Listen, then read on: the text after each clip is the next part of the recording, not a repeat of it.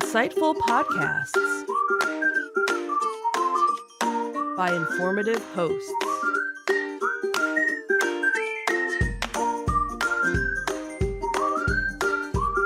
Insights into Things, a podcast network.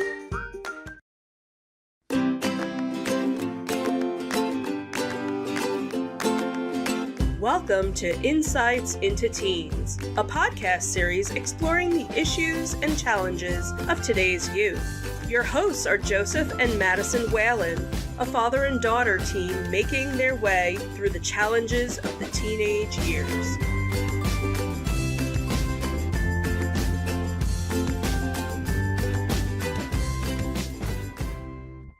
Welcome to Insights into Teens. This is episode 178, Sexting. I am your host, Joseph Whalen, and my intelligent and responsible co-host, Madison Whalen. Hey, everybody. How you doing today, Maddie? I'm doing all right. How about you? I'm doing all right as well. I think we're going to forego some of the normal jovial banter that we go through on these shows. We have kind of a serious topic to talk about today. Yep. We're going to skip the plugs and all that stuff too, and I think we're just going to get right into it. All right.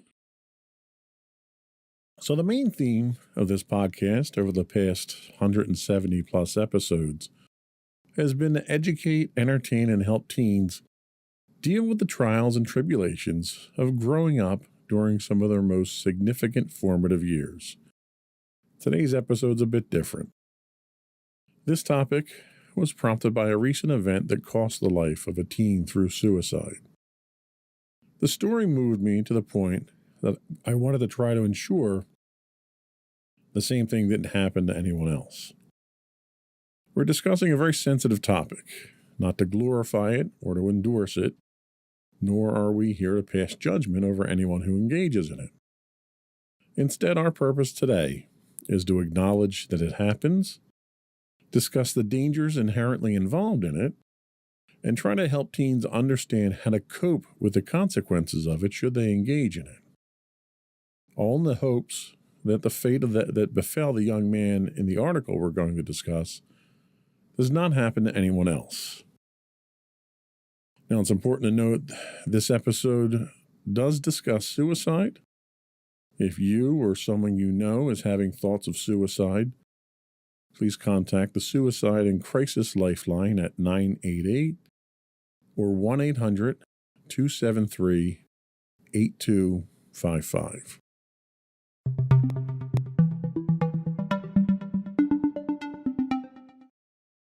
So what is sexting? Sexting is sending and receiving sexual messages through technology such as a smartphone, an app, email, or webcam.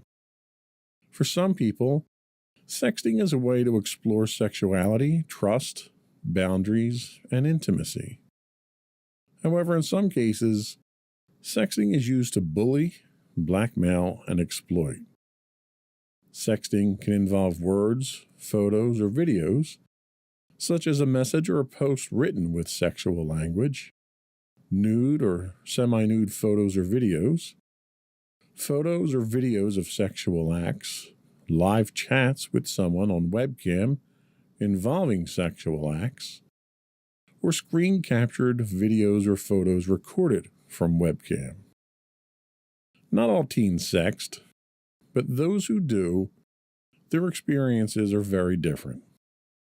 Even when there is consent, trust, and respect between people who decide to sext, it's hard to be completely sure of a sexual message will be private. For those who do decide to engage in sexting, it's important to know the facts on consent and the law. The decision to sext is a personal one. Not everyone feels the same way about it. Most teens decide not to sext. Older teens are more likely than younger teens to send and receive sex. According to a recent survey of young people who've sent sex in the past, 49% of them sent them to their girlfriend or boyfriend. 43% of them sent them to someone they liked and were hoping to be in a relationship with. 31% sent them to someone they only knew online, and 20% sent them to someone they didn't know. Some of the reasons people may choose to sext are to explore sexuality with someone they care about, to connect with someone they like, or because they were pressured to do so by others.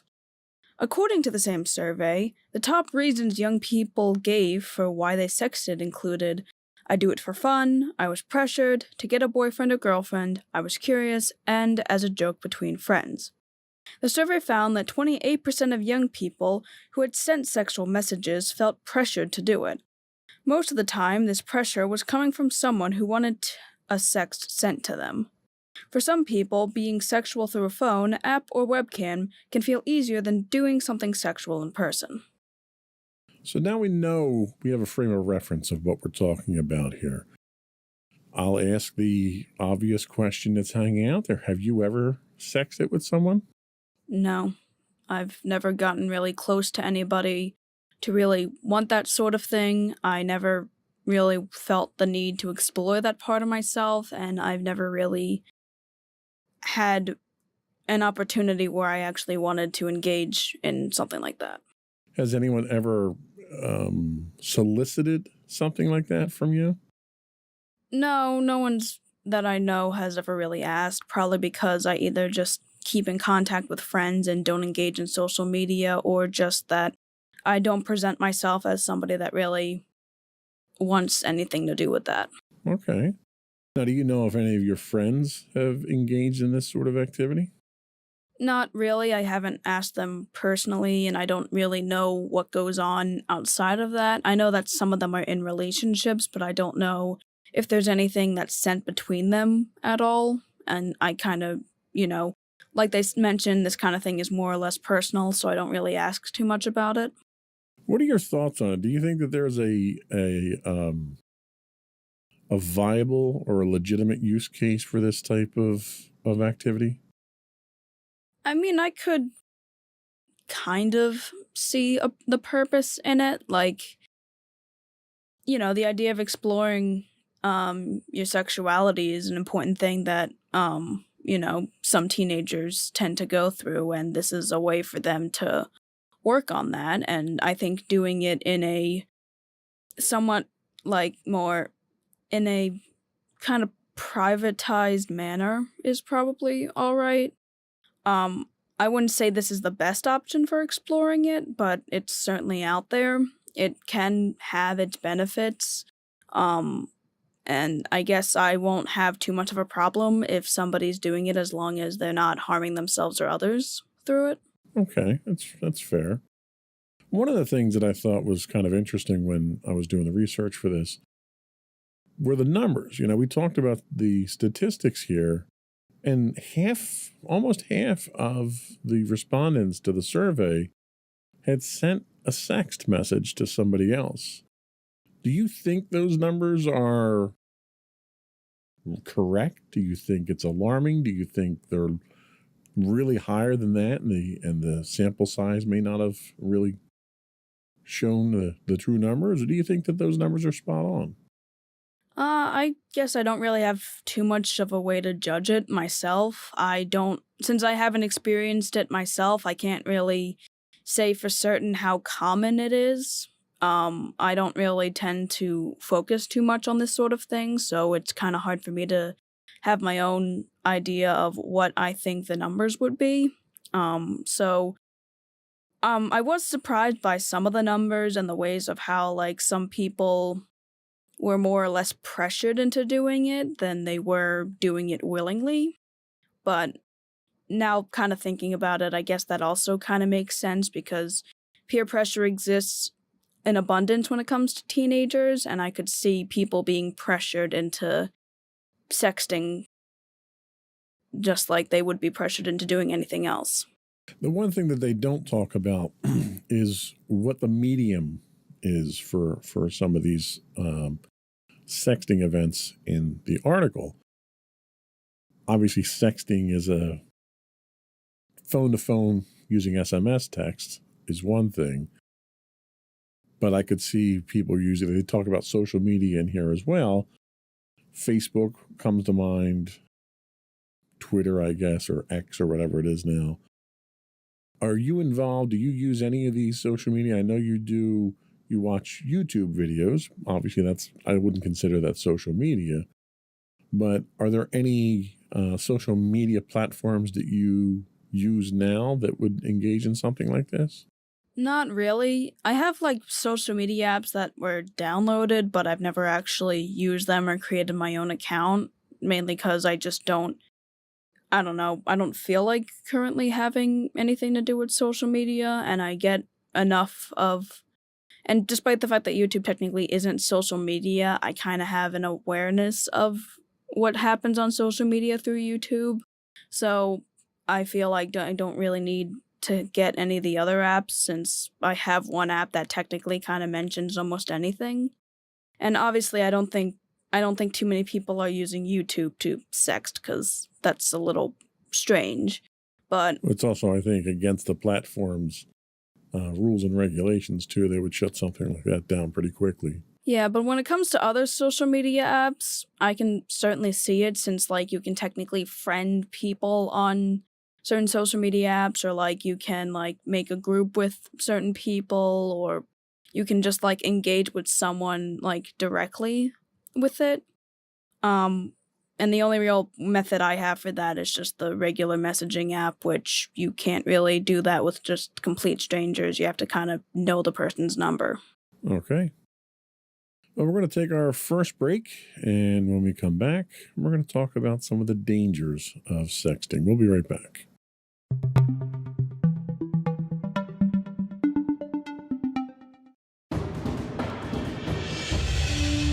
For over 7 years, the Second Sith Empire has been the premier community guild in the online game Star Wars: The Old Republic.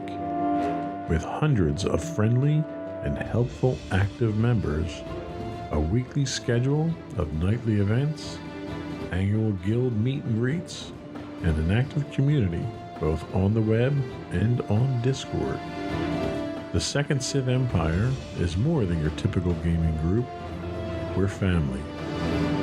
Join us on the Starforge server for nightly events such as operations, flashpoints, world boss hunts, Star Wars trivia, guild lottery, and much more.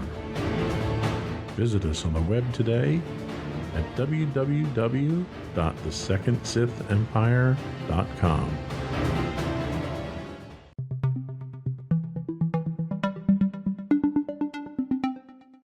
Welcome back to Insights into Teens. Today we're talking about sexting. And now we're going to talk about the dangers of sexting. Sexting can negatively affect your mental health, relationships, and future. It can even have legal consequences.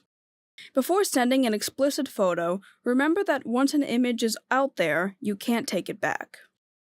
What if you and the other person break up? What if they share your message or photo with their friends or social media networks? What if your parents or teachers found out? In some cases, the image could even end up in the hands of a sexual predator. If your sext includes a photo or video, it's important to remember once it's created, it's impossible to control where it ends up.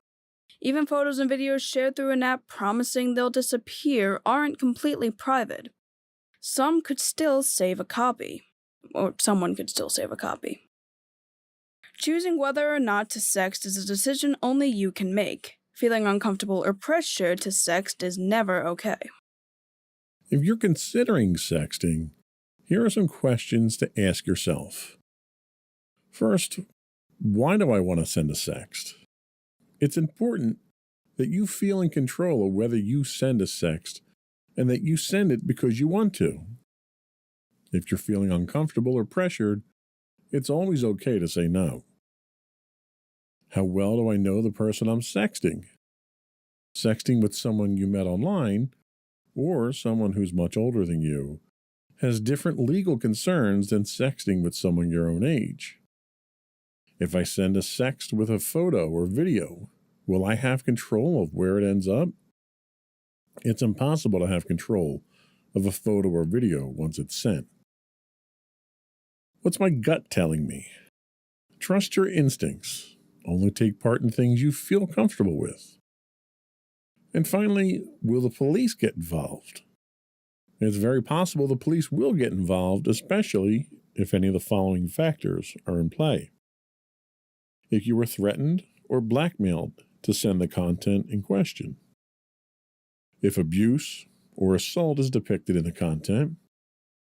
If you were under the age of 18 and sent it to someone older than yourself, or if it failed to stay private between you and the person you sent it to. You should talk to a lawyer if you have questions about sexting and the law. Sexting can have potential emotional consequences, like regret, objectification or victimization, bullying, depression, sadness, social isolation, loss of friendships, loss of respect for yourself, or ultimately thinking about or actually hurting yourself or others. Sexting can also negatively affect your future, such as your employment, college admission, military admission, your spot on a sports team, scholarships, future relationships, or even your mental health if you have to relive the consequences of your decision. Employers and colleges often look at candidates' social media profiles and online presence. Having nude images or photos of alcohol or drug use could hinder your ability to get a job or into college one day. So what are the legal consequences of sexting? Now, obviously we're not lawyers. We can only kind of scratch the surface on here, but it's one of the things that need to be considered. So if a person involved in sexting is under the age of 18, it's considered child pornography. The legal consequences can vary depending on the state where you live.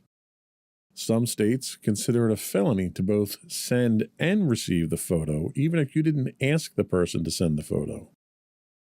If the person in the image is under 18, you may face legal consequences if you're the photo taker, a person seen in the picture, the sender, the receiver, or just in possession of the photo. Sexting can also put you at risk for placement on the sex offender registry and possible jail time. Usually the consequences are harshest for those who request or share the photo. Even if you're not breaking the law, your school can punish you and others involved, even if you're legal adults. So how do you avoid serious consequences from sexting? First, never take photos of yourself you wouldn't want everyone to see, including your family, classmates, and teachers. Never forward someone else's sex-related photos or messages. You could get in serious trouble, especially if the person involved is under the age of 18. What do you do if someone pressures you to sext?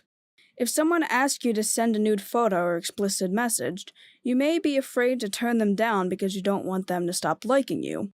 But if someone truly cares about you, they won't ask you to do something that puts your mental health and future at risk. If someone sends you an unwanted message or pressures you to sext, tell a trusted adult. That's sexual harassment, and that's not okay. So a couple of interesting things for us to probably break down here. All right. The first is the technology behind it. So depending on the medium that you send it through, once you create that file on today's modern cell phones, most of them are cloud connected. So if I take a picture on my phone, there's a very good chance that a copy of that's going up to the cloud already, whether it's Android, Google Cloud or Apple or whatever. So there's a copy already right there that's off your phone immediately without you even realizing after just taking a picture. Mm-hmm. Those services then do backups themselves. For Apple, for instance, you have 2 or 3 different backups of your photos. And they do that as a convenience for you so that you don't lose your photos. Yeah. But if you forget to go and delete one of those photos somewhere, it's always going to be there. And that's before you even send it to someone. Once you send it to someone, depending on how you send it, like for instance, let's take an SMS message or an iMessage. So you have a photo on your phone, a couple of photos in the cloud for Apple.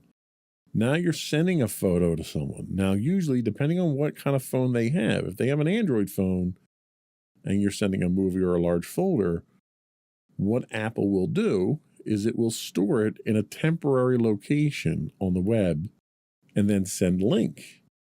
Well, that link goes to the person, they click on it, and they're pulling it down right there, so they have a copy of it. They could send that link to someone else.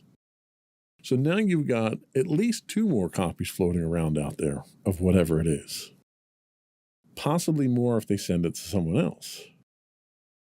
So let's say you send it to someone through Facebook. Well, Facebook gives you the ability to delete your stuff. But Facebook's deletion of your stuff isn't actually deletion of your stuff. One, because you're using a browser. So when you upload it through a web browser, you've got a local cache, and that local cache then uploads it. So there's a copy in your cache. Mm-hmm. You send it to your friend looks at it, it goes into their cache. So even if they delete the file after downloading it, it still sits in their cache there, so someone can get to it. Yep. Plus it sits on Facebook servers, and Facebook is infamous for allowing you to delete, and I do that in air quotes, delete your content, but they never really delete it. They simply hide it from you so that you can't access it anymore, but they never delete it. Mm-hmm. So you don't know what these service providers out there are going to do. It's a lot different than, if you took a Polaroid of yourself. For those of you out there that don't know what a Polaroid is, it was a camera that you pushed a button and the picture came out and developed itself. It was a very unique idea, well before digital cameras. But that was the only copy that you had. There were no negatives. Normally in a traditional camera, you take pictures on a roll of film, which generates negatives. You take those negatives and get them developed. Mm-hmm. But you always have the negatives. So with a Polaroid, you never had negatives. But the point is that picture you snapped is the only copy of that ever existed. The notion of that doesn't exist anymore. Yep. As soon as you push that shutter button on your phone, there's probably 5 to 15 copies of that somewhere within the next 2 minutes. So you have to keep that in mind. The technology right now is geared towards distribution and backups. So there's no such thing as privacy when it comes to that. Yep. So that's very important to keep in mind. And the other thing they talk about, it's a very simple rule. Don't take pictures of anything that you wouldn't want your parents or friends or teachers or anyone else to see. Even if you do it for yourself, it's probably not a good idea with the technology that you have today. Yeah. Because it's so persistent. We're kind of a victim of our own success when it comes to technology today, because we're so geared towards back up everything. Everything needs to be backed up 12 times. I'm just as bad the way I back up our data. We've got 5 local copies of it here just because I'm paranoid about losing family photos. Yep. What do you think? Do you think that the technology today makes sexting too easy and too dangerous? Yeah, definitely. Because it certainly makes it a lot more dangerous because, well, there's millions of copies. There's going to be tons of copies of an image you sent, and it could go to literally anybody, including predators. And the idea that you also have the ability of that technology and just easily message somebody that also, it makes it too easy and it's just too dangerous in general with the technology and the ways of how of fast communication and consistent backup. What are your thoughts on the legal consequences? Because you're under 18. If you engaged in this act with somebody and sent someone else an inappropriate picture of yourself, you'd be legally liable for that. That would technically be child pornography, even though you're the one who technically would be victimized there. Does that, it terrifies me, but does it scare you at all to think that something like that could happen to you? Yeah, it kind of follows the same rule I remember my school having, which I always kind of thought wasn't all that fair, was the idea of how, if a person is fighting you, if you fight back, you're just as guilty as the other person, which I wouldn't say is the most fair thing to say. If you just got bullied consistently for years and never actually fought back and then fought back one time and then you were entirely punished, I'd say that that's a bit extreme to give the same punishment to the person that got beat up as the person that beat them up. Right. And, I never liked the idea of victim blaming. And, sure, if they actively engaged in it, even if they were considered to be the minor, it's okay, I guess, but, even just receiving it when it was completely unwanted and still being liable to a crime for it, it's just, that seems messed up. Yeah, it's a little extreme, but I think they kind of do that almost as a scared straight type thing to kind of really hammer home the significance of it to kids. I don't know. I don't know what the motivation is behind it. Yeah. I mean, I'm all for, actually having legal accountability for this sort of thing, especially if, minors are involved with it. It's just, I don't know, it seems to kind of push the extremes on occasion. It does, but I think the motivation is understandable. The law enforcement does not, and the authorities and parents and everyone else doesn't want kids getting involved in stuff like this because of how dangerous it is. So they just may be pushing the boundaries too far to punish the kids who do get involved in it, when really the kids are the ones that are being victimized. And what you need to do is you need to punish the people, and they do. They punish the people that are pressuring the kids into doing these types of things. But sometimes they're other kids. And it's, it's a very difficult situation. Once you go down that path, it's a very difficult situation to navigate.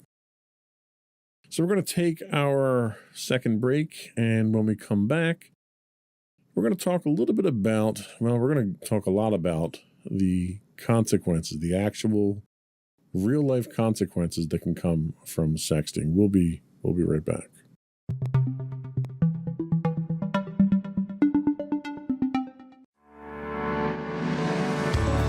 Insights into Entertainment, a podcast series taking a deeper look into entertainment and media. Our husband and wife team of pop culture fanatics are exploring all things from music and movies to television and fandom. We'll look at the interesting and obscure entertainment news of the week. We'll talk about theme park and pop culture news. We'll give you the latest and greatest on pop culture conventions. We'll give you a deep dive into Disney, Star Wars, and much more. Check out our video episodes at youtube.com/insightsintothings. Our audio episodes at podcast.insightsintoentertainment.com, or check us out on the web at insightsintothings.com.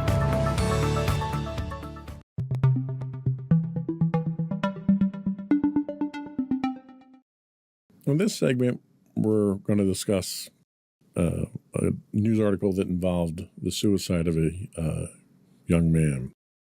If you or someone you know is having thoughts of suicide, again, we ask you to please contact the Suicide and Crisis Lifeline at 988 or at 1-800-273-8255.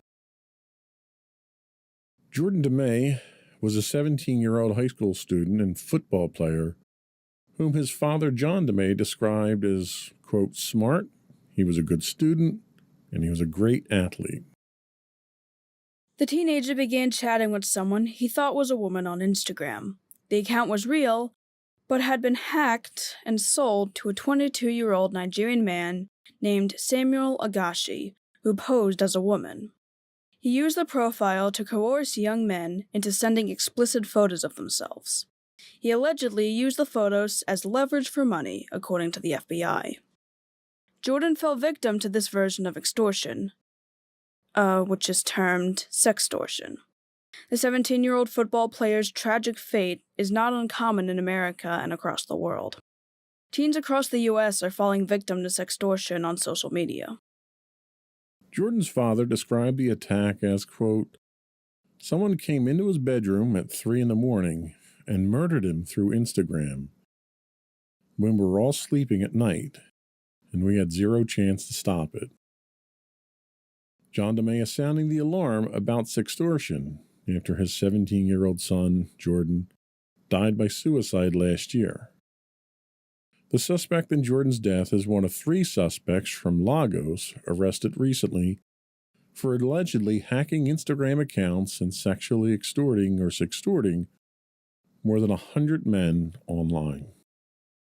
The FBI defines sextortion as a serious crime in which the perpetrators threaten to expose a victim's sensitive or private information in exchange for sexually explicit material or money.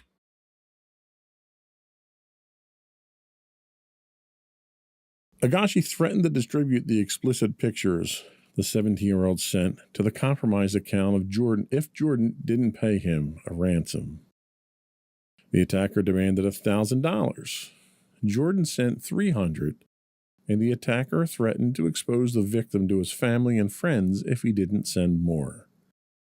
Distraught and not sure what to do, Jordan messaged Agashi, telling him he was going to kill himself.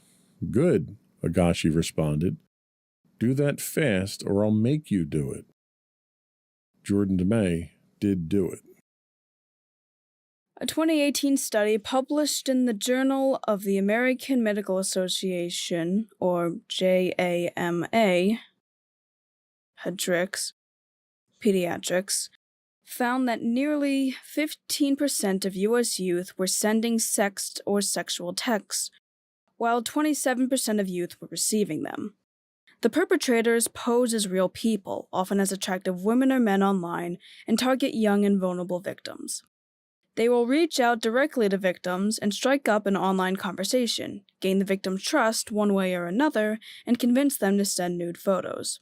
Once the photos are exchanged, the perpetrators threaten to share them or make them public if the victims do not send money, other personal information, or more explicit images. The scheme pushes some teens beyond their breaking point.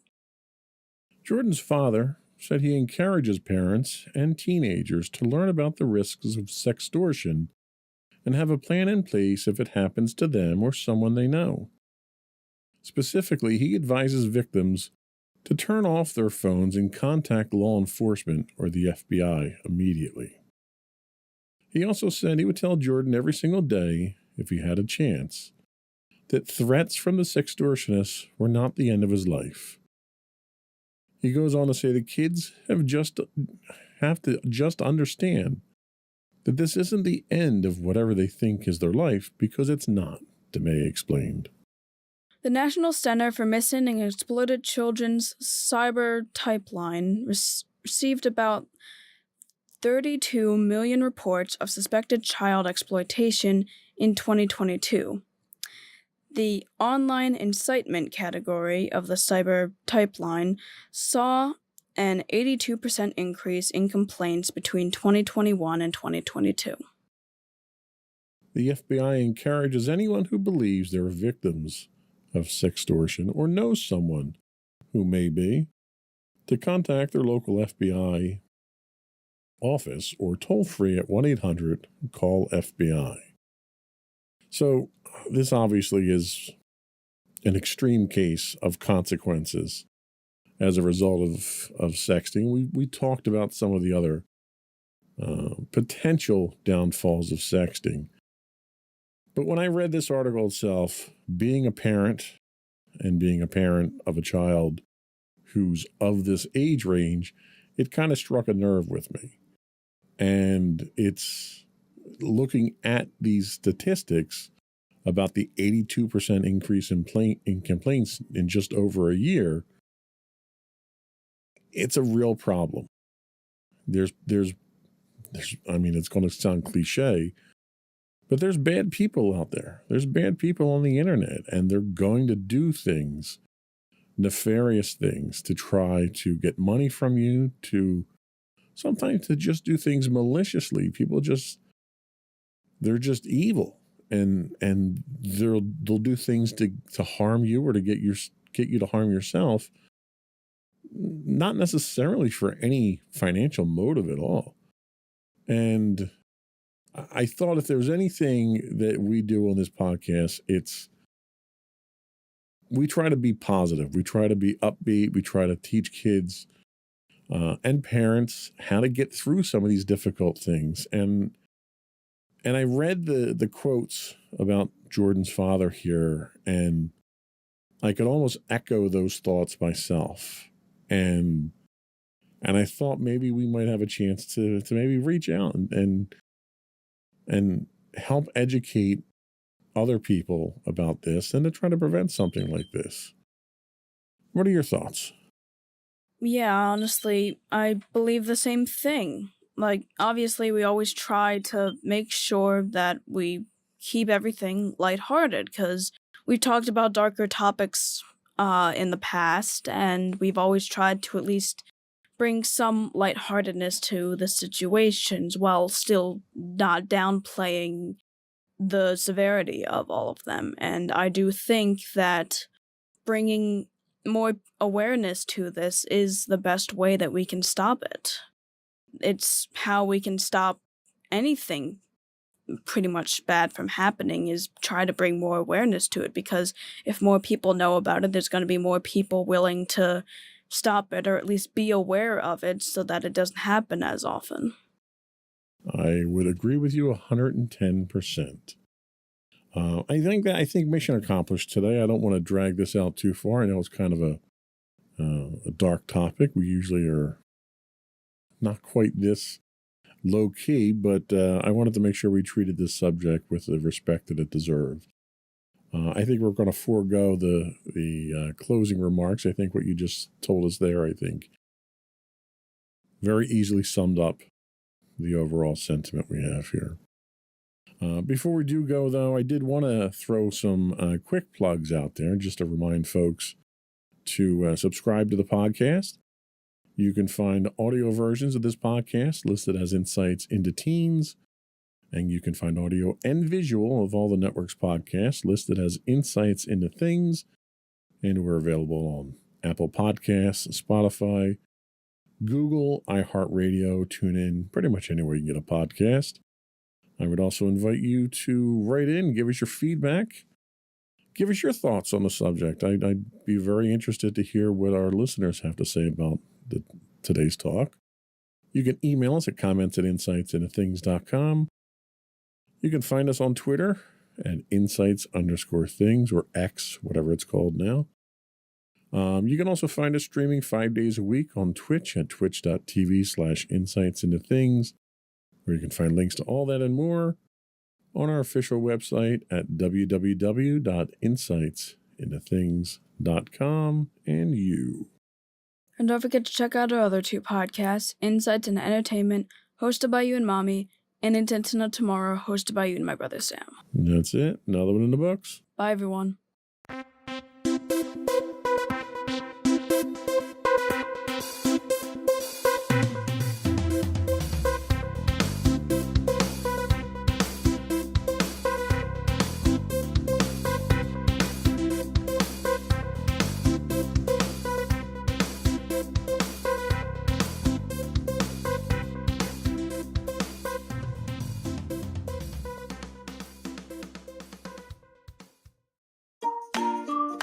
Insightful podcasts by informative hosts.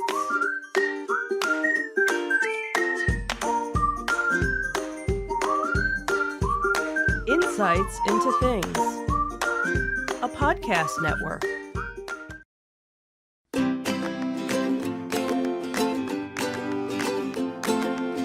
Welcome to Insights into Teens, a podcast series exploring the issues and challenges of today's youth. Your hosts are Joseph and Madison Whalen, a father and daughter team making their way through the challenges of the teenage years.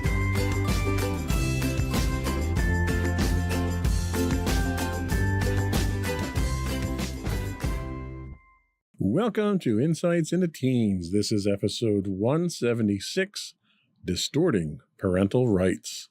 I'm your co-host, your host. What am I, the host? I'm the host, I'm pretty right? sure you're the host. I'm the host, Joseph Whalen, and my intelligent and in-touch co-host, Madison Whalen. Hi, everybody. How you doing today, Maddie?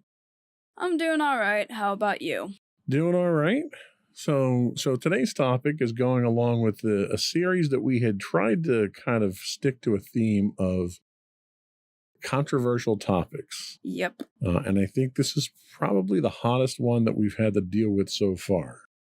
Yep, I would also probably tend to agree. And this one is kind of ripped right out of the recent headlines, too. So I thought this was worthwhile having a discussion about.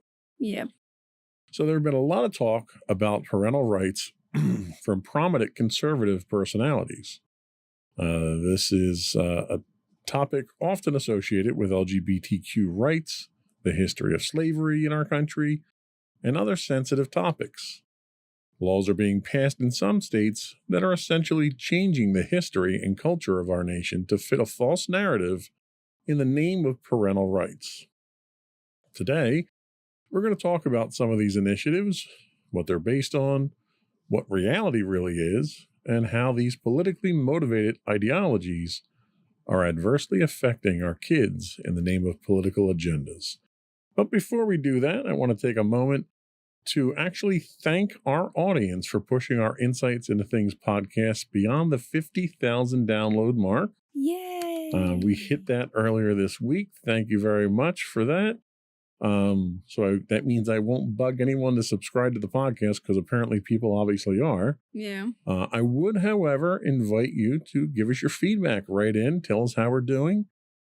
Comments on some of the topics that we're talking about. We're willing to discuss anything that the audience wants to talk about. You can email us at comments@insightsintothings.com. You can find us on Twitter at insights_things, or you can find links to all that and more on our official website at www.insightsintothings.com. Shall we get into it? I think we shall. Here we go. Let the fur fly.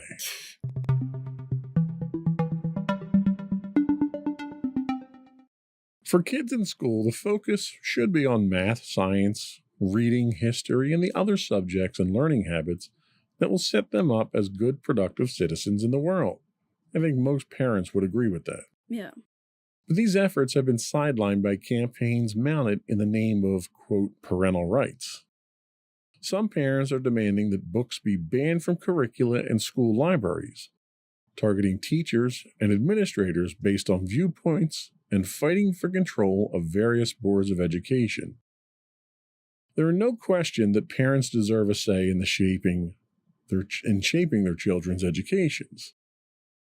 They have moral and legal responsibility for their children and the freedom to make fundamental decisions for their families. But the rallying cry of parents' rights is being wielded to do far more than give parents their rightful voice. It's turning public schools into political battlegrounds, fracturing communities, and diverting time and energy away from teaching and learning.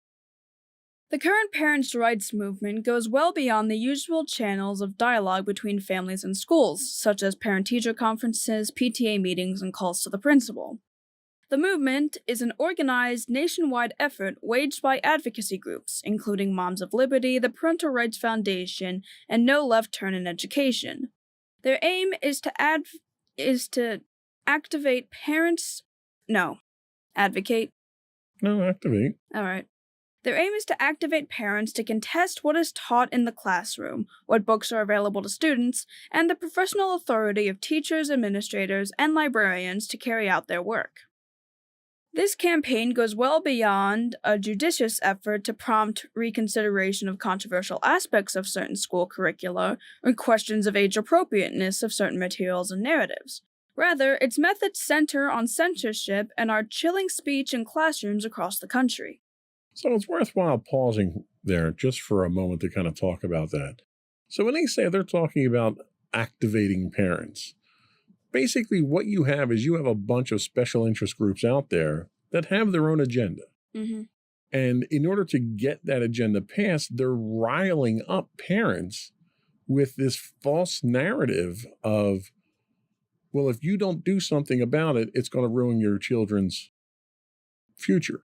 Yeah, and that's something I've certainly seen a lot currently. It's like the main focus is now on the children for some reason when it comes to literally everything. And now the topics that are like being popular now are like things that we have to worry about the children. And you know, the rallying cry of it's for the children has been one that is being used and abused by politicians for generations now. Because it's one of those things where, well, if I'm doing this for the children and you're against me, then you must be against the children. Mm-hmm. And it's a case of basically gaslighting. And we've talked about gaslighting in the past. Yep. The idea of if you're not for me, then you're against me. Mm-hmm. It's used as a divisive metaphor, basically tear down any type of organized opposition by saying, well, if you don't support this, then you don't support kids, so you must be a terrible person. Yeah, and that's something that both sides can kind of have problems with in the ways Absolutely. that, like, they try to find, like, anybody that kind of argues politically can, like, it can go south if you, like, try to find a reason to think that the person that you're arguing against is morally wrong because what you stand for is technically morally right. Right. You know, that's like saying, well, I'm for world peace and you're not, so you must be a warmonger. Yeah. And it's like if your idea of world peace is just giving in and submitting to tyrannical rule. Ukraine, not to get political, but Ukraine is a great example of that. People that are supporting Ukraine and Ukraine's freedom to exist against an illegal war that's being waged by Russia are now having the tables turned on them, saying they're warmongers because Ukraine should just go to the negotiating table and cut a deal with Russia so that the fighting stops. Yeah.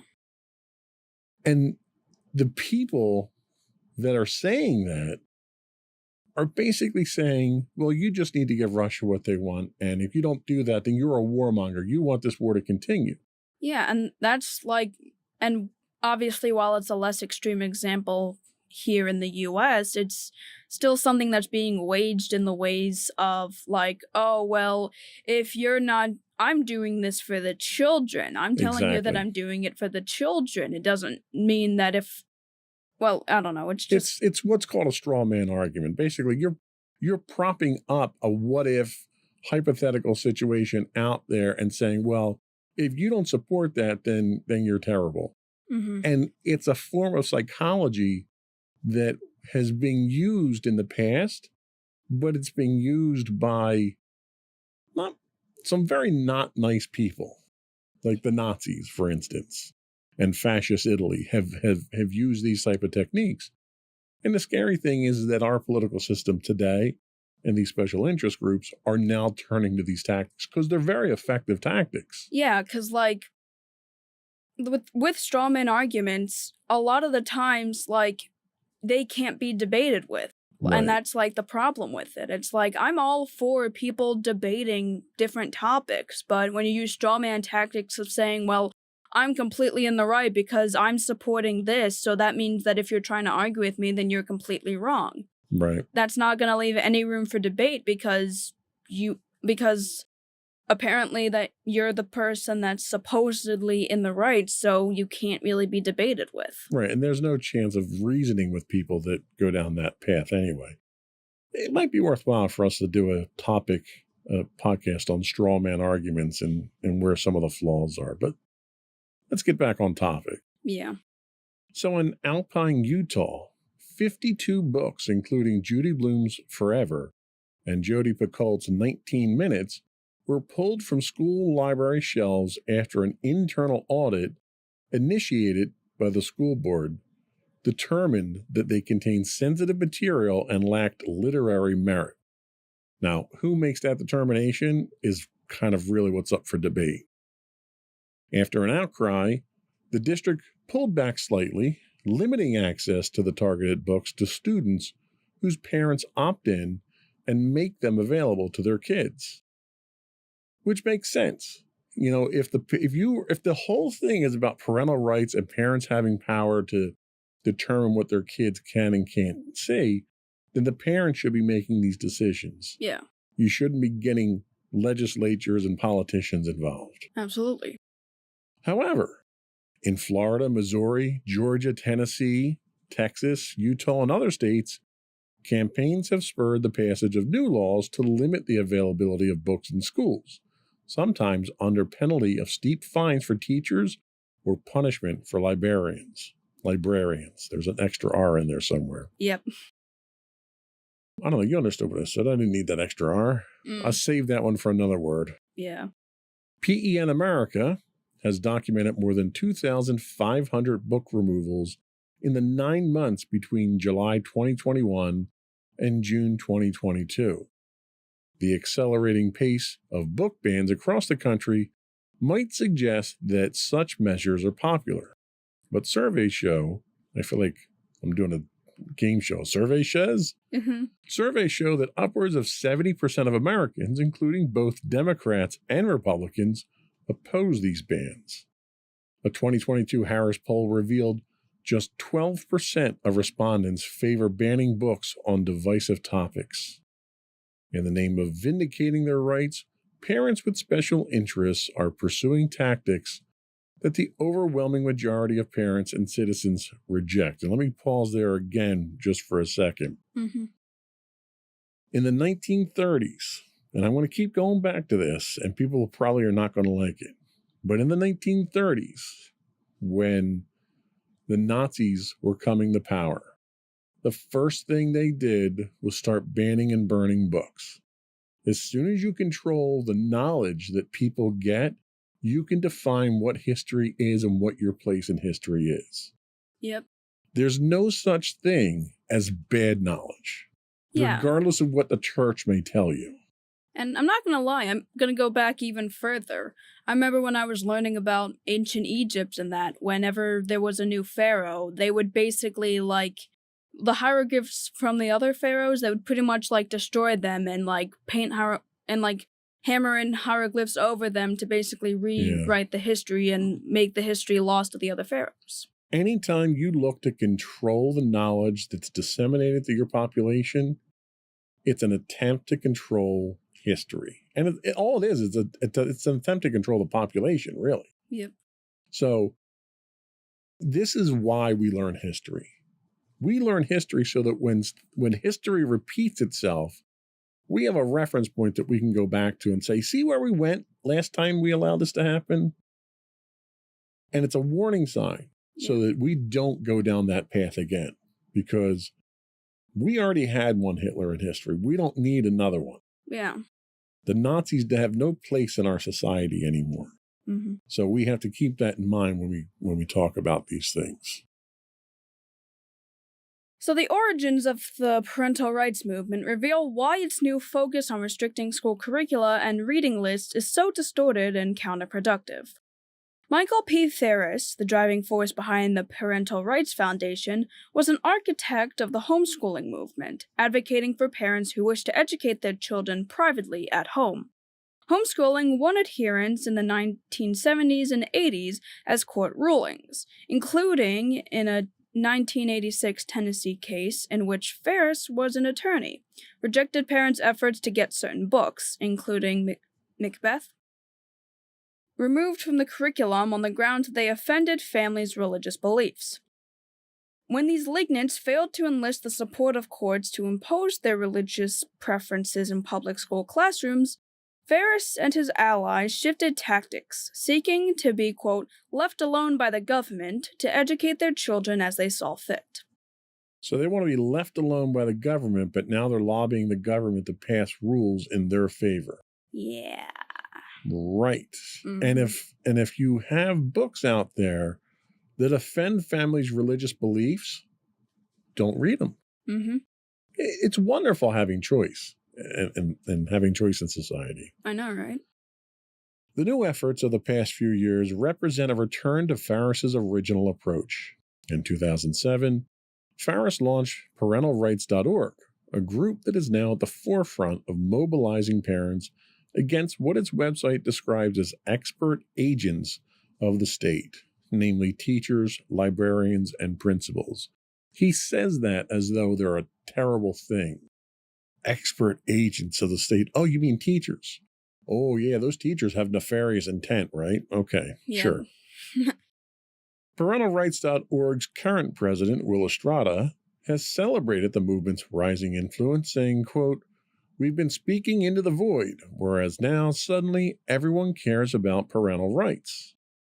ParentalRights.org played a key organizing role in passing Parents' Bill of Rights laws in Florida and Georgia, which impose heavy administrative burdens on teachers, make it easier for individual parents to challenge curricular materials for all students in a school district, and target LGBTQ affirming practices, because why not? Yep. Many similar bills have been proposed in other states and may well become law in the coming years.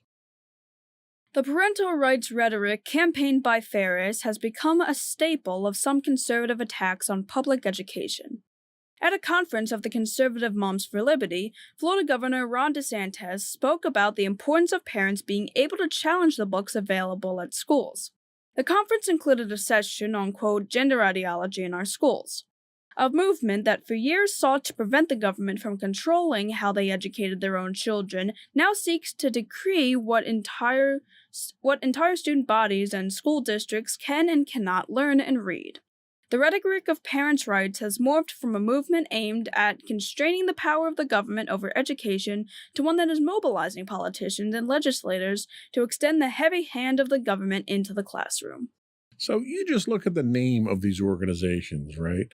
So you look at Moms for Liberty. Oh, they must be genuine, good, God-loving American people, right? Just because you put it in your name doesn't mean that you're looking for liberty. These are people in an organization with liberty in the name who are deliberately looking to restrict what other people can do. Mm-hmm. That's not liberty. Yep. That's dictatorship. Mm-hmm. The Parents' Bill of Rights, because it's all about the parents. It's a Bill of Rights that restricts what parents can and can't choose, because the people that are writing these laws are the ones that are choosing for the parents. Yep.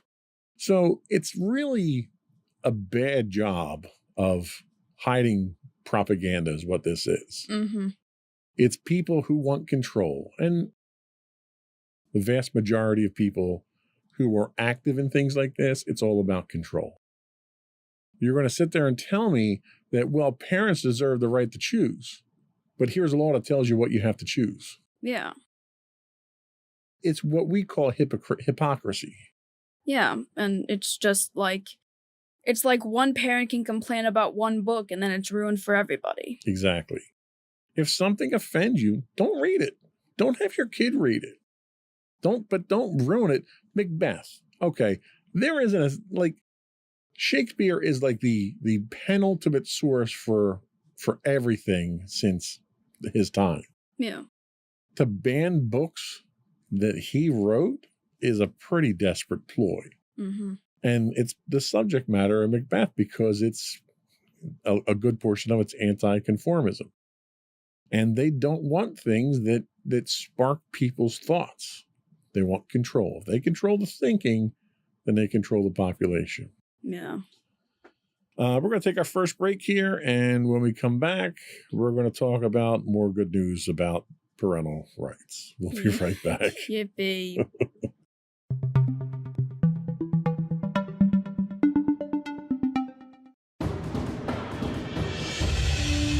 For over 7 years, the Second Sith Empire has been the premier community guild in the online game Star Wars: The Old Republic. With hundreds of friendly and helpful active members, a weekly schedule of nightly events, annual guild meet and greets, and an active community both on the web and on Discord. The Second Sith Empire is more than your typical gaming group. We're family. Join us on the Starforge server for nightly events such as operations, flashpoints, world boss hunts, Star Wars trivia, guild lottery, and much more. Visit us on the web today at www.thesecondsithempire.com.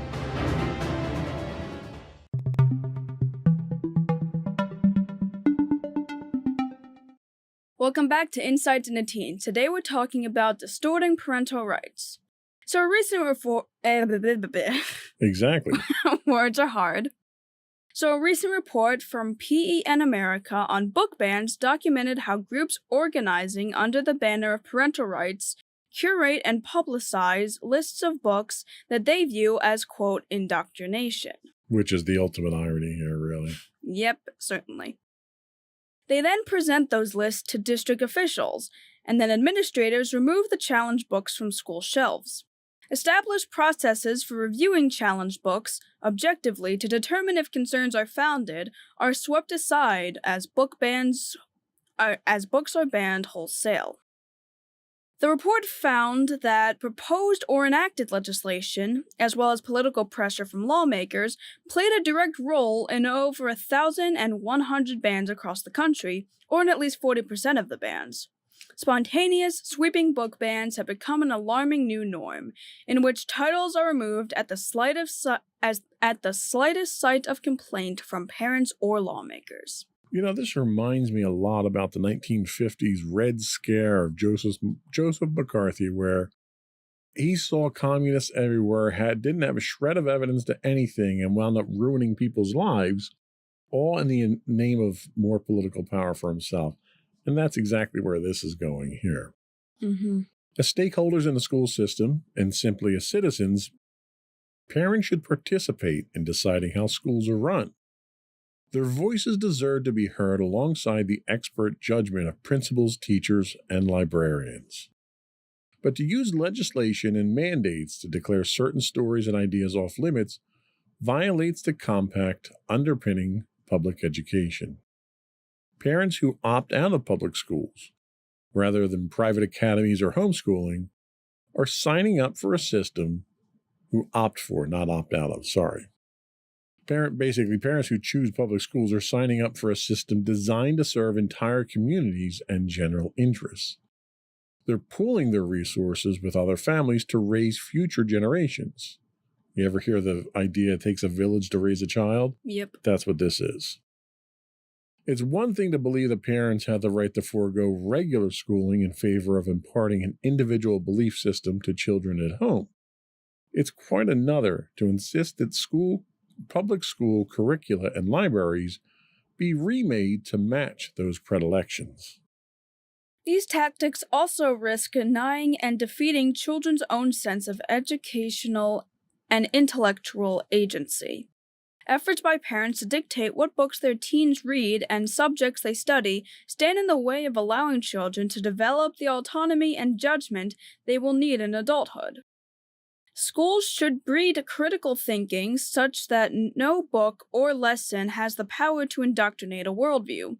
A major purpose of a library, a broad curriculum, and of the protection of free speech itself is the notion that exposure to the panoply of available ideas and narratives is what enables us to form and test our own opinions and beliefs. The same tensions provoking these battles are also roiling society more broadly. Social and generational shifts in thinking about racial justice, sexual orientation, and gender identity have stoked concerns in some quarters about how marriages, families, and society at large may be changing in unrecognizable or irreversible ways. The impulse of parents to shield their children from what seems like an alien social force and values is age-old. The challenge is compounded in an era in which traditional geographic boundaries that demarcated communities are eroded by online platforms that make traditional controls on what children see, hear, and know virtually impossible to enforce. Some parents who find themselves raising children in an information ecosystem run amok have sought to more aggressively police the arenas they can control, training their sights on the public school classroom and library. Self-proclaimed parents' rights organization... Sorry. Let me try that again. Sure, we'll rewind that one. Sorry about that. Self-proclaimed parents' rights organizations play on those fears. They have turned their backs on time-honored models of dialogue and partnership between parents and schools, stoking the belief that the threats they perceive demand government intrusion. In some communities, frustration over pandemic school closures and learning loss has bred resentment and distrust of administrators and teachers, fueling confrontational approaches. The American Federation of Teachers has reported a precipitous jump in the number of educators quitting their jobs over the last few years. Meanwhile, children who suffered learning loss and mental health challenges during the pandemic find themselves in school environments racked by tension, where their own rights and interests are often an afterthought. In an era of intensifying polarization and fragmentation, public schools are among the few unifying institutions with the potential to help solder together a diverse rising generation of Americans, ready and equipped to live together, solve problems, and help build a better nation. If parents are worried about the books their children may find in school, they can speak to a teacher or librarian, and even more importantly, engage with their child about the values and stories they wish to emphasize. The phrase parents' rights may have a nice ring to it, but the agenda now afoot in its name should sound alarms for all those who care about the future of public education. Now, they make a very interesting point in the last half of this article here, that a lot of the anxiety that parents face, and I'm one of the ones that face it as well, is that you get to a certain age, and I don't know what that age is, where you look at the world today and you say, well, this isn't how it was when I grew up. And when I grew up, you didn't have the internet, or you didn't have computers, or, whatever it was. And they make the point that it scares parents. The information that is available to you today is vastly more expansive than what I had as a kid. Yeah. And there's a certain amount of censorship that I impose on you and have imposed on you, for your own protection. And when you get to the technology that's in schools now, you start losing a lot of that control. So they make a valid point about that. What are your thoughts on that? Personally, I do understand the idea of parental control. Like, the world can be a very scary place, and the idea of it changing from how you had once known it is certainly understandable in the ways that you're not able to control your kid as much as you wished you normally could. And, in a way to more protect them rather than basically looming over them about literally everything. So I certainly understand why parents have, the concern that, their kids are going to be raised in a world that they don't personally understand and with values they don't personally know or personally believe in. So I can certainly understand, the point that parents are trying to make in the ways of actually having parental rights and a say in what their kids learn, because some parents might not want their kids to learn about certain topics until they're a certain age, or they might not want them to learn about certain topics ever. And, I can certainly understand at least that viewpoint because, yeah, it can be scary. Who knows what the world's gonna look like in, 10, 30, 20 years even. It's not necessarily that order. Well, yeah, I probably should have gone lower first. I don't know. I'm trying to, No, but you make a very valid point. And they reinforce this fear by pointing out the fact that, things were really screwed up during COVID. You went through it as a student. You know how screwed up it was. You thrived in it, though, fortunately. And I think that's a testament to your intelligence and personality. But a lot of kids suffered. A lot of kids did not learn at the pace that they needed to learn. And the world just paused. But these kids' schooling continued, and it continued in a way that took all of these tools that parents are afraid of because they don't have control and threw it at them. And there was no organization to it. There was no controls that were put in place. there were no safeties that were put in place. And then all of a sudden, the pandemic is over, and you know, the genie's out of the bottle. You can't pull back from these things now. Yeah. So you have a lot of people, a lot of parents that are kind of frazzled by that and scared. And what you're seeing now, I think, is really a knee-jerk reaction to a lot of that stuff. I don't know a better way of dealing with it. You know, society tends to be a pendulum, right? So it swings to the left, it swings to the right, it spends some time in the middle there. As long as you don't swing too far to either side, society pretty much goes on as normal. Yeah. When you start making these changes out of fear and anxiety, and their knee-jerk changes, and you're putting them into law, that's where you start swinging too far, because it's easy to make a law compared to how hard it is to recall a law. Yeah. And when you start making laws that are pulling, because really what we're talking about is taking decision-making out of the hands of the parents, except for this few that are lobbying the politicians to make these laws. Well, what happens when the shoe's on the other foot? And when these people who convince these politicians to make these laws realize in a few years that these weren't the best laws to make, and now it's hindering our children, what are we going to do then? Yeah. So there's consequences to it. Yeah, and the one thing that I've certainly kind of taken away from this, so yes, I understand that parents would want to possibly, especially due to the pandemic and them having a lot more resources to see the broader aspect of the world, I understand that some parents are fearful because they don't want their kids learning about the world just yet. They don't want their kids to really be experiencing all that stuff just yet.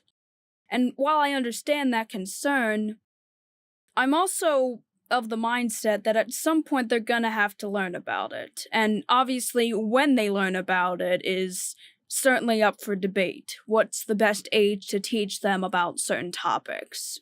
Like, I can certainly understand, like, the constant struggle of when is it okay to teach this and when is it okay to talk about this, and, like, especially specifically what age would be best. And really, it's hard to determine that because everybody, while a lot of us can kind of be similar in the ways of how our mental structure is formed as we get older, everybody's different at that point. We can all, like, I could have somebody the same age as me and we can be on totally different, like, mental spectrums when it comes to being able to take certain things and not being able to take others.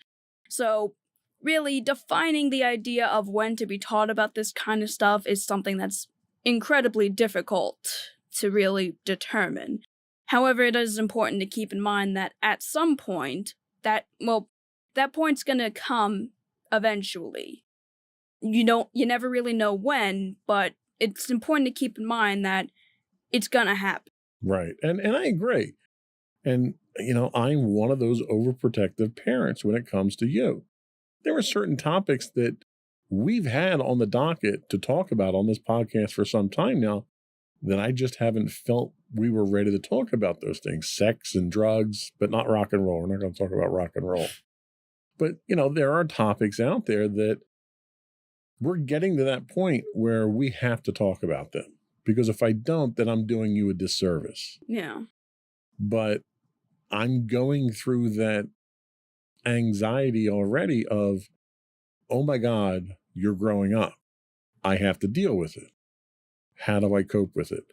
I'm not running out and convincing people to pass legislation so that I can deal with my own fears. That's a little extreme. Yeah, and especially now that I am growing up, I've learned that learning about the world and finding out about all these different things and different people and what they believe in and what really just goes on in the world is part of growing up. And I'll be the first to admit, I don't want to grow up. Like, I don't You like... want to be a Toys R Us kid? Oh, wait, can't do that anymore. Yeah. It's just like I have the fears as well of growing up, much like protective parents might have over their kids growing up. And, like, yeah, I'm getting to the point where I'm having to think about things like college. I'm starting to have to drive. I'm getting to the age where I'm gonna be able to eventually vote. And, like, I'm gonna be accepting all these responsibilities at, like, a certain time.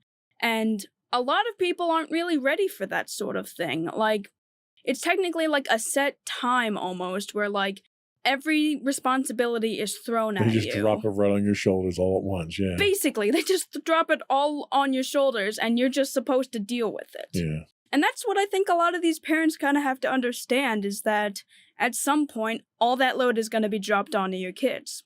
And most of the time, your kids probably aren't ready for it either.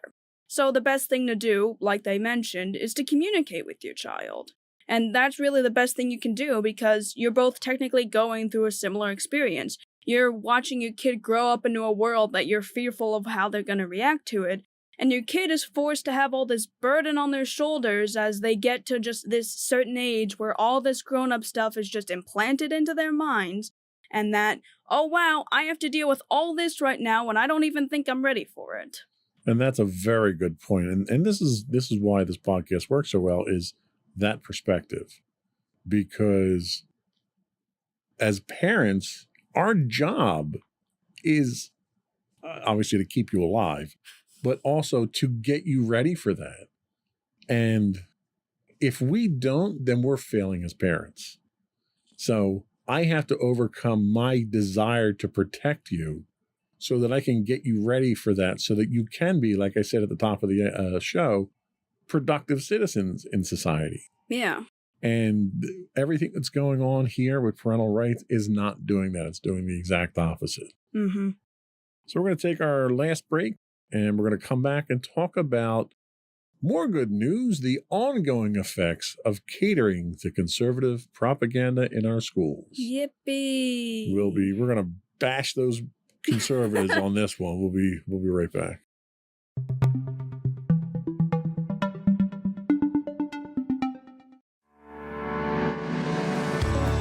Insights into Entertainment, a podcast series taking a deeper look into entertainment and media.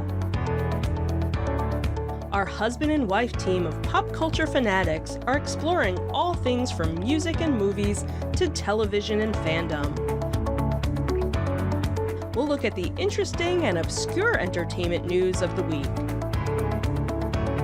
We'll talk about theme park and pop culture news. We'll give you the latest and greatest on pop culture conventions. We'll give you a deep dive into Disney, Star Wars, and much more. Check out our video episodes at youtube.com/insightsintothings. Our audio episodes at podcast.insightsintoentertainment.com, or check us out on the web at insightsintothings.com.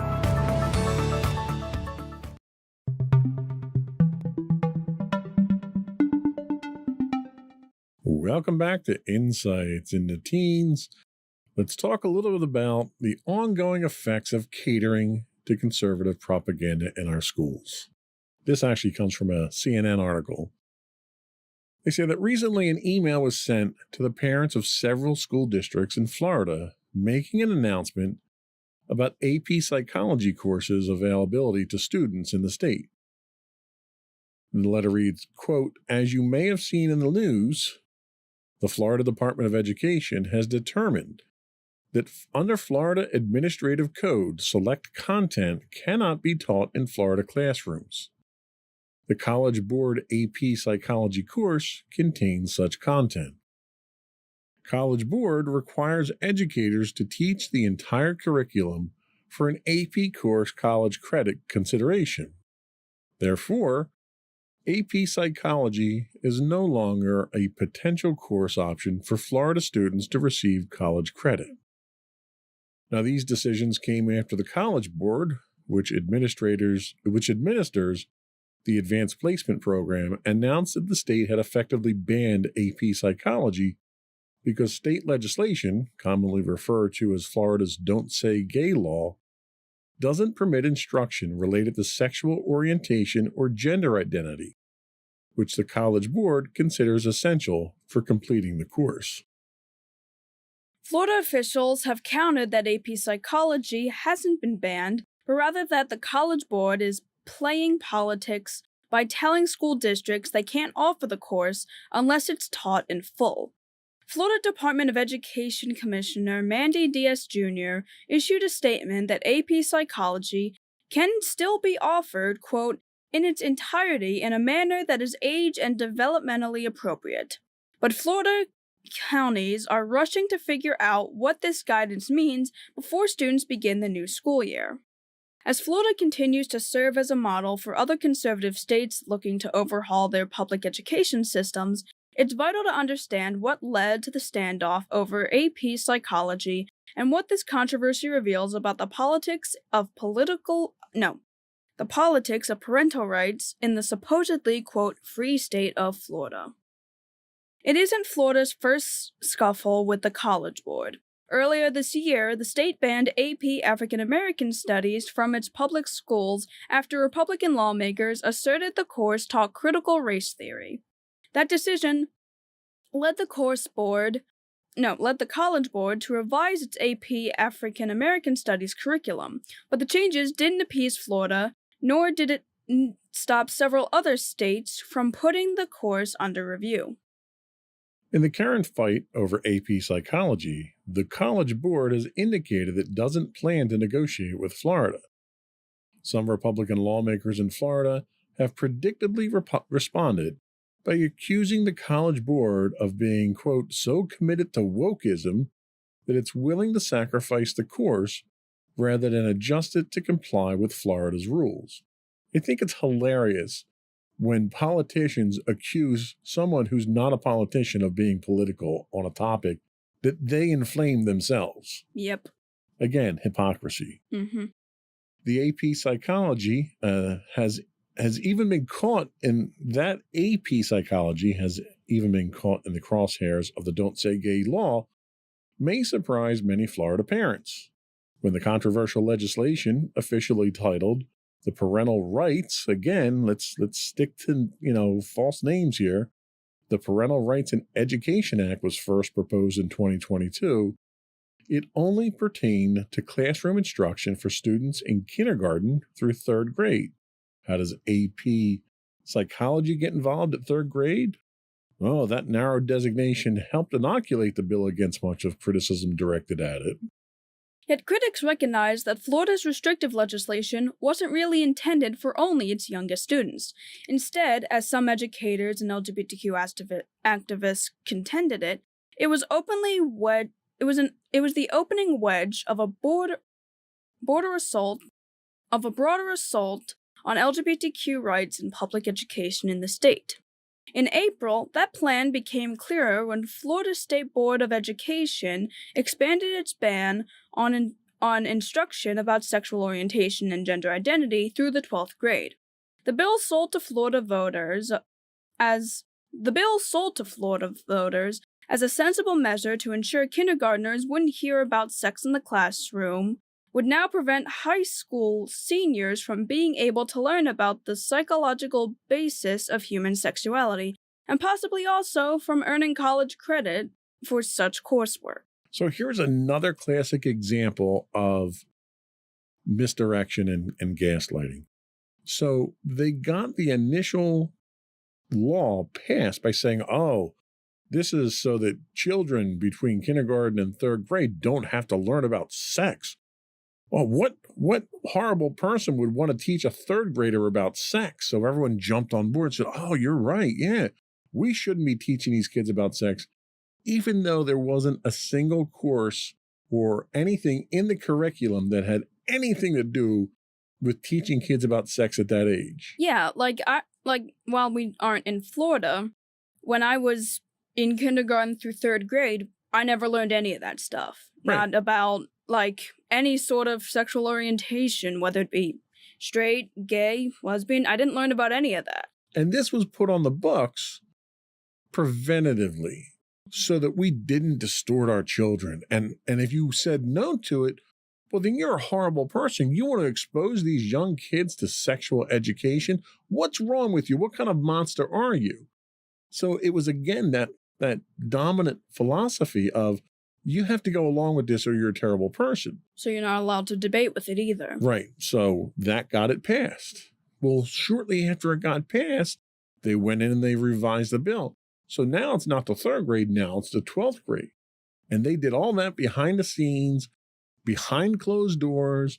The public didn't get a chance to vote on that. They didn't even get notice of it. It just happened because that's what they had planned to do all along from the very beginning.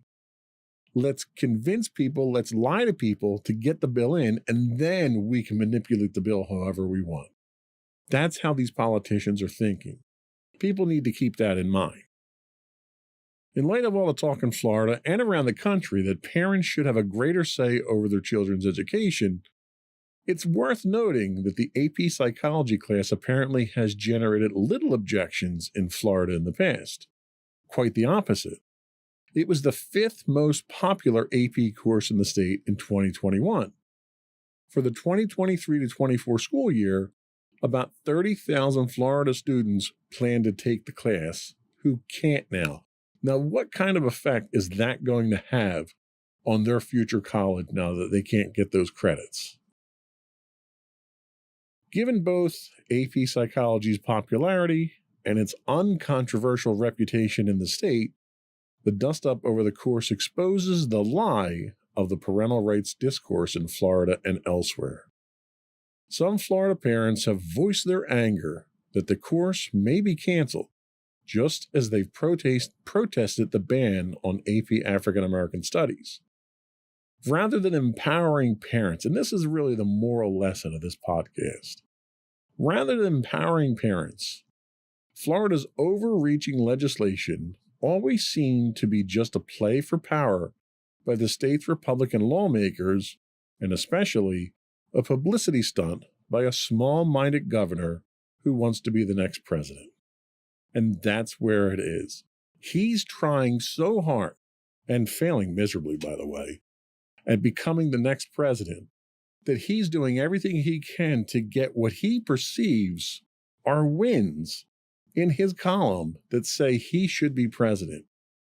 And really what it's doing is it's showing the rest of the country how screwed up Florida is getting at this point in time.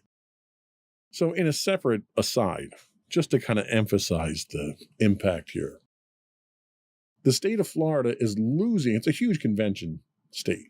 Yep. People, tourism, conventions, businesses come in all the time. They're losing over $1 billion over the next 7 to 10 years from conventions that are explicitly pulling out. Conventions that have held their conventions or national annual conventions in Florida for decades are pulling out of the state because of these practices. Yep. And the state has no income tax. They depend on tourism dollars, which is what conventions are classified as. So if $1 billion is coming out of that coffer, who do you think is going to foot the bill for that? Your taxpayers are going to.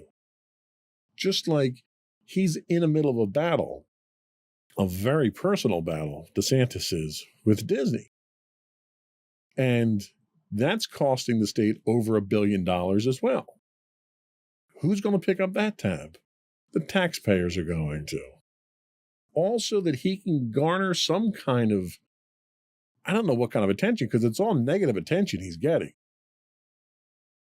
just so he can be president. It's costing the Florida residents a fortune for him to be president. Yeah. This also was the man, by the way, not to cut you off, but this also was the man who had the laws in Florida changed that would have forced him to resign from office when he declared that he was going to run for president. He had those laws changed just so he could still be governor of Florida and run for president. That law was on the books specifically because when you're running for president, you can't dedicate the time to your job as governor that you need to. Yeah, I find it interesting that the person that law restricts is able to overturn that law for their own benefit, pretty much. Right. So that's sort of the state that we're at here. This is another situation where people are using the children, parental rights. It's all a smokescreen. It's all politics. Parental rights is the right for parents to make the decisions. And when you're lobbying and you're using third-party groups to get laws put in place that take that right to choose away, that's the exact opposite of parental rights. Yeah, it's like what DeSantis is doing pretty much. Like, how many parents are actually being okay with this? Some select parents are, obviously, but parents as a whole, you're taking the option away from them. You're literally controlling every aspect of the schooling system to where the parents have literally no say in anything, and it's all just to fit one personal minded view. Yeah, and every survey that they've taken that has addressed this has shown you're looking at maybe 12% of the population approves of it, or somewhere in that amount. Certainly nowhere close to a majority of people. But, the Republicans right now are doing everything they can to restrict what people can do, what the power that people have is. Which, again, despite the fact that they say that we're a quote-unquote free country and that we're for liberty and claiming themselves as a party for liberty, they're restricting anybody's right to do anything outside of what they want. That's right. That's called hypocrisy. Yep. If you can spell it, I'll show you one. So that was all we had today. I think I've poked at enough sticks in people's cages with this one today. Yeah. We're going to take a very quick break, come back, and get your closing thoughts. Yeah, boy.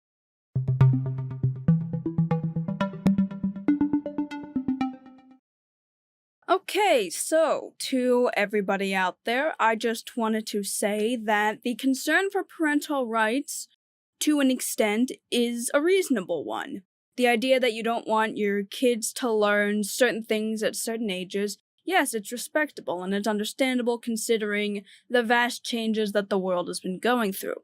But I think a lot of parents who are worried about that, and also kids, need to hear that eventually that's gonna happen. And the job of the parent is to be preparing their kids to become adults.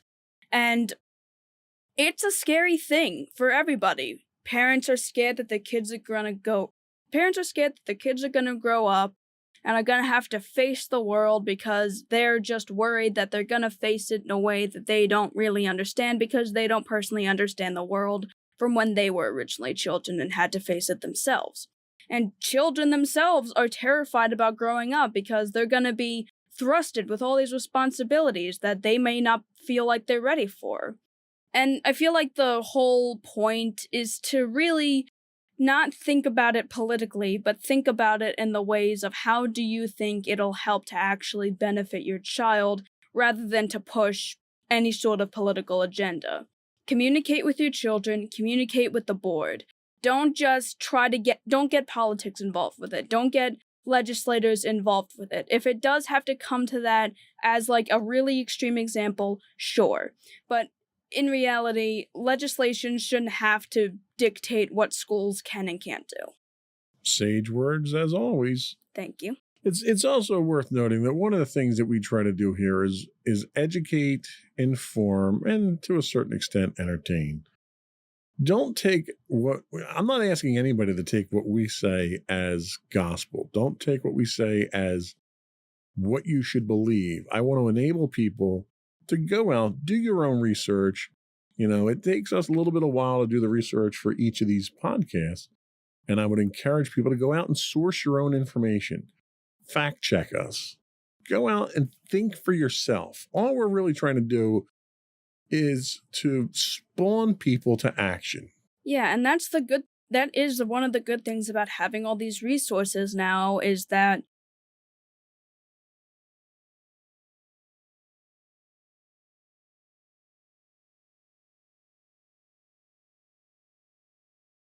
Absolutely. So think for yourself. Always think for yourself. We're happy to be here as a resource, but we don't want to be the only resource. Yep. Anyway, with that in mind, I want to once again thank our listening and viewing audience for getting us to that 50,000 download mark. But I would also invite everyone who's listening at this point to subscribe to the podcast. You can find audio versions of this podcast listed as Insights into Teens, both audio and visual of video of all of our podcasts can be found listed as Insights into Things. And we're available anywhere you get a podcast, Apple, Spotify, Google, Stitcher, etc. I would also invite you to write in, give us your feedback. Tell us how far off my rocker I really am. You can email us at comments@insightsintothings.com. You can find us on Twitter at insights_things. On Facebook, we're at facebook.com/insightsintothingspodcast. We're on Instagram at instagram.com/insightsintothings. Or you can get links to all that and more on our official website at insightsintothings.com.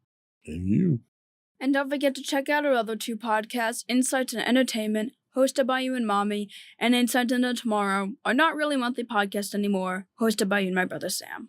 Fair enough. That's it. Another one in the books. Bye, everyone.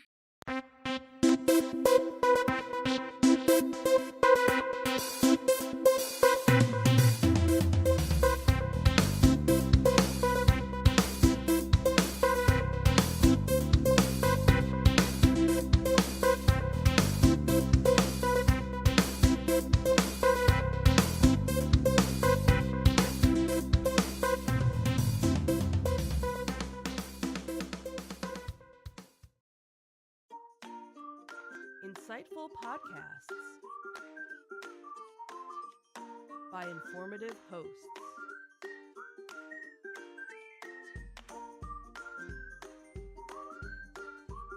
Insights into Things, a podcast network.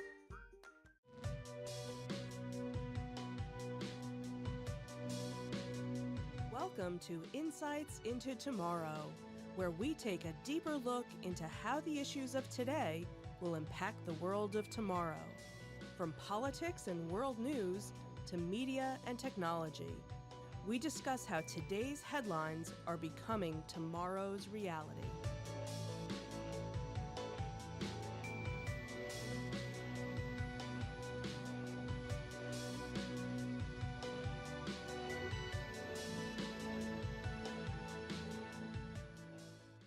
Welcome to Insights into Tomorrow. This is episode 20, Don't Touch That Dial. I'm your host, Joseph Whalen, and my co-host today, Sam Whalen. How you doing today, Sam? Good. How you doing? Fantastic. So this topic kind of came up when I was doing some research on various things that we could talk about. This one kind of hit home, mainly because of what you do. What is it that you do that's tied to this topic? So I currently am a producer at an AM radio station. I run the board for a bunch of different shows 3 days a week. I also would like to break into the FM market at some point. That's sort of my goal. Went to college for it, did radio in college, did radio in high school. Radio is my passion, and it's what I want to do for a living. This topic was important and something I think about too often. Awesome. Well, thank you for the resume there. We'll make sure we get no that problem. out to everyone. Check out my website. So the article that I came across happened to deal with current automakers like BMW, Tesla, Audi, Porsche, and Volvo, all taking steps to remove AM radios from their electric vehicles. And it made me think, and it's making a lot of people think, what's the fate of this aging but reliable form of communication? And that's what we're going to discuss today. But before we do that, I did want to take a moment to invite our listening and viewing audience to subscribe to the podcast. You can find audio versions of this podcast listed as Insights into Tomorrow. You can find video and audio of all the network's podcasts listed as Insights into Things. And we're pretty much anywhere you can get a podcast these days, Apple, Spotify, Google, and so forth. I would also invite you to write in, give us your feedback, tell us how we're doing. You can email us at comments@insightsintothings.com. You can find us on Twitter at insights_things, or you can find links to all of our social media on our main website at www.insightsintothings.com. Shall we get into it? Let's get into it. Let's do it.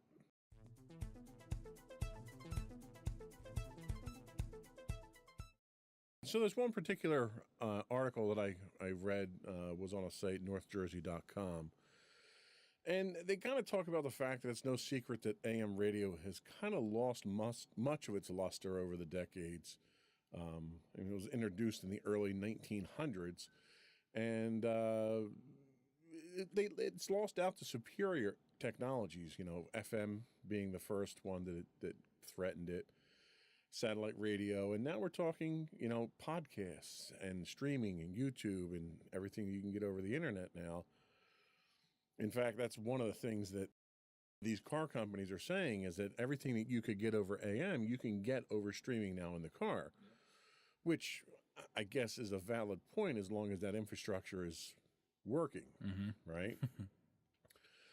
AM has been traditionally relegated mostly to talk shows at this point in time. And again, that's because of the limitations in the technology.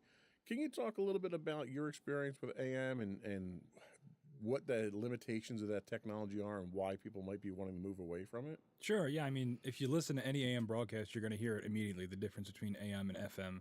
The sound quality is just much lower, and that has to do a lot with how it transmits its signal. It limits itself, essentially. But because it's so simple, it's effective in more rural areas and areas where you might not have the high-speed internet you would need for streaming services. But again, because of those limitations, like you said, we are mostly talk.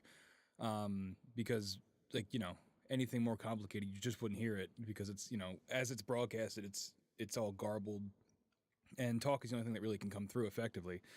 But yeah, it's kind of a miracle that AM is still around. I think even as someone that works at an AM station, it is definitely, it feels like a relic.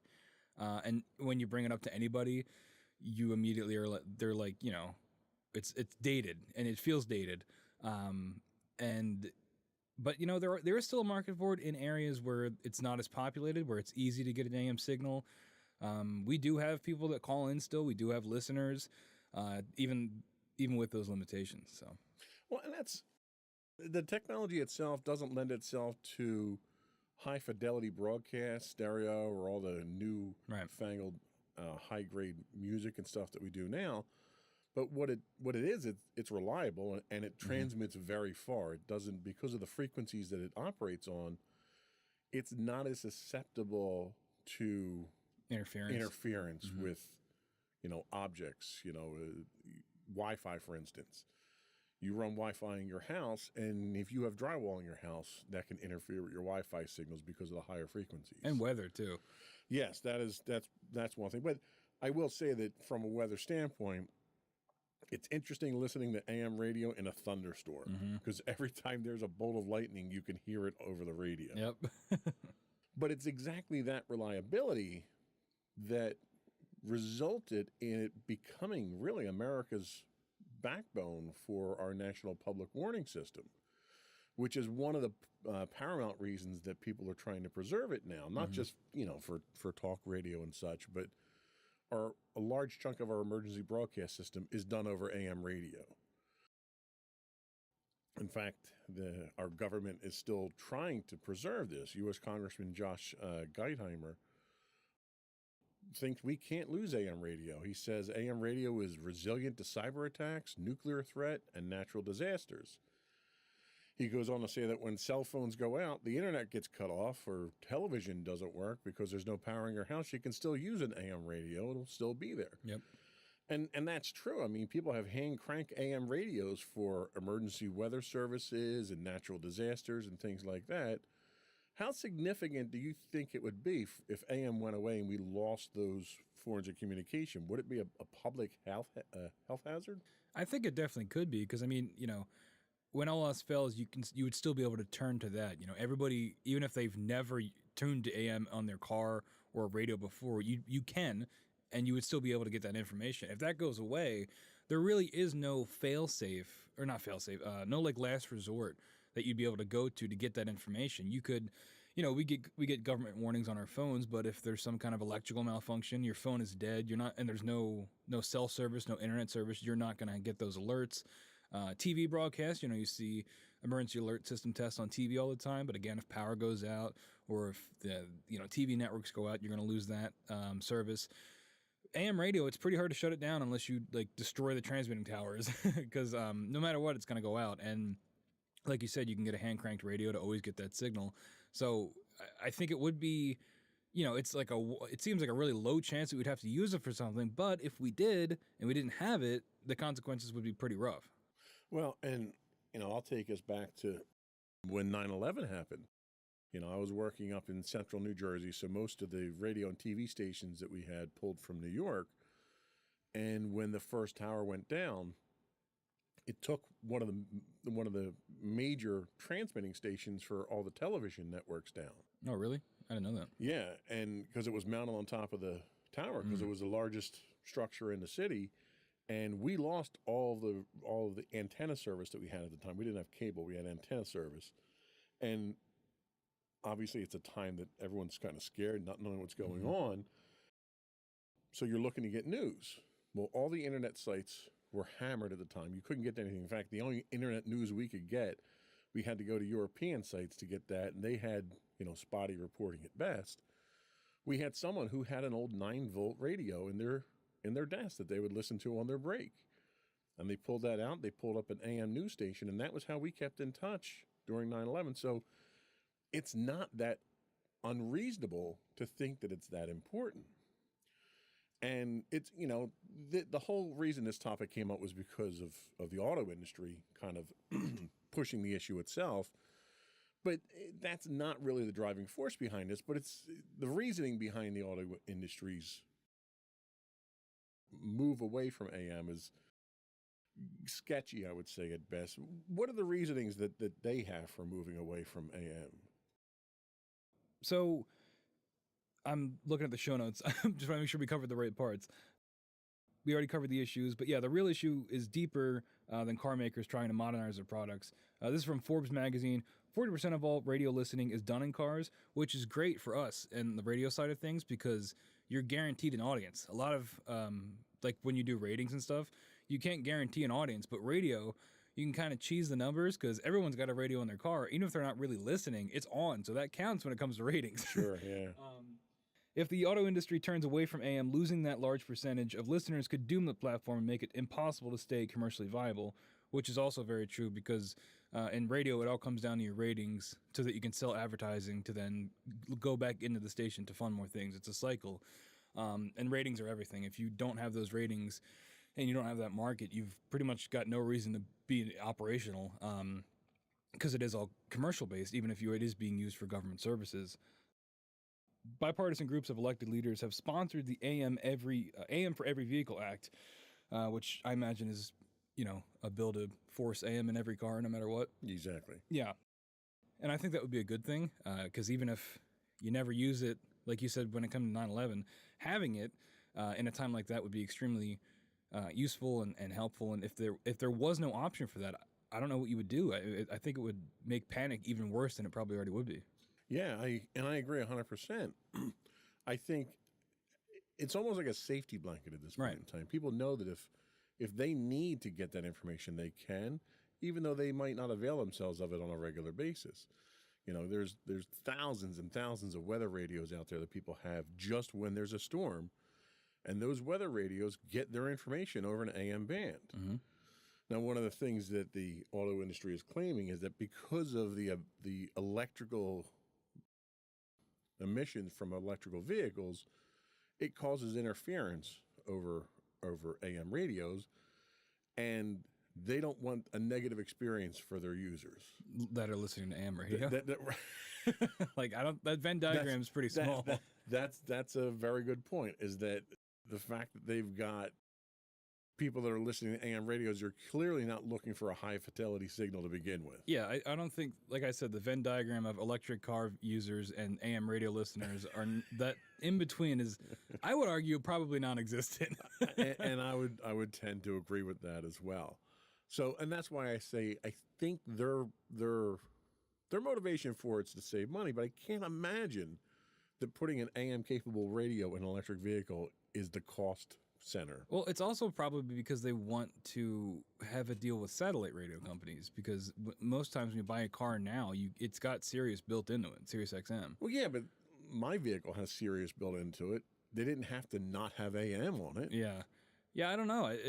I don't know why they wouldn't do it. Maybe if it's I don't think it's an electrical interference problem. I just don't buy that. I don't either, and that's almost like one of those things where they don't want you to use your cell phone on an airplane Right. because it interferes with telemetry, and it's like, yes, if under certain circumstances there's a 1 in a million chance that it interferes with it, you probably don't want that chance happening on a plane. I can't imagine there being anything detrimental about an AM radio that's just receiving, not transmitting, Right. on an electric vehicle. Yeah, and like I have a AM radio transmitter hooked up to my stereo, or a receiver hooked up to my stereo, and it's just like a square piece of plastic with wire wrapped around it. That's all you need to get AM Right. signal. It's not like you need a full stereo or radio head to get it. Right. You just need some wire that you stick Well, out. And it's funny you mention that because during that 9/11 situation, the radio that we had was not getting a very good signal. So we actually took a piece of coax, stripped all the shielding off of it, and just turned that into a bigger antenna and got a clearer signal. Yeah, and like that's one of the reasons I love radio so much. Not just AM. I don't really love AM that much, but FM, radio in general. The concept of radio, it's so accessible, and I've always equated it to like sticking your hand in a river. Like the radio is always there, and there's so many ways to access it. And you could have a big boombox that you tune your favorite station to, but you can also have something in the palm of your hand that can do the same thing. And I just think like you don't really get that with any other medium. Not to mention it's very like personable. Like when you're listening to a DJ, it feels like it's just you and them having a conversation, and you don't get that with TV or movies. Sure. And I think AM does have that, and that's another reason why talk is so successful on AM when it is because you can access it in a variety of ways that are pretty easy, and you don't have to pay to listen to the radio. Like you don't have to pay a subscription fee. You can just have a wire and stick it up in the air and have some sort of output, and you're listening. There's no barrier to entry, and that's one of the reasons I love it so much. And it's so accessible no matter where you are in life. I just think it's great. Well, and it's funny because there's been a push by politicians to declare internet as a public utility. Everyone needs to have internet. And I don't want to argue with that. I mean, that's our medium of choice Sure. for the podcast. And I think everyone should have it. But if everyone should have the internet as a public service, everyone should have AM. AM already exists. Why would you take it away? And it's much easier to give everybody access to AM than it is internet. Absolutely. Because the less populated areas you get, it's way harder to get that internet working. I have a friend of mine who lives in Maine, and his two choices for internet were Spectrum or like satellite internet, which is way worse. Right. And the delay in that is insane. And this is in 2023, and he's not even in like a rural area. He's just in Maine. There's still parts of the country where you're not getting 5G, upload speeds and things like that. And, that's going to be a problem for many more years to come. They're not going to have that ironed out. Certainly not in a way that it works as reliably as AM does now. Well, and that's sort of what the auto industry is kind of counting on is people getting this information over the internet. And the problem with the model of the internet is it's cost-centric to the consumer, where if you want the internet, you have to pay for it in some form, either through taxes, through direct subscriptions or whatever, whereas AM is producer-centric. So if someone wants to produce content and put it out on radio, they have to fund it. They fund it through through listenership and through advertising, but there's no cost, like you said, to the consumer at that point in time. So it makes it accessible to low-income people, to seniors, to everybody out there who doesn't have unlimited income and free disposable income. And going back to that accessibility thing, it's pretty easy to understand. It's a dial. Sure. You flip it on and you turn it to where you want to listen to something. Yeah, and it's just I don't think there's any other like medium of communication that's like it, and I think that's the reason it's still around. It's people say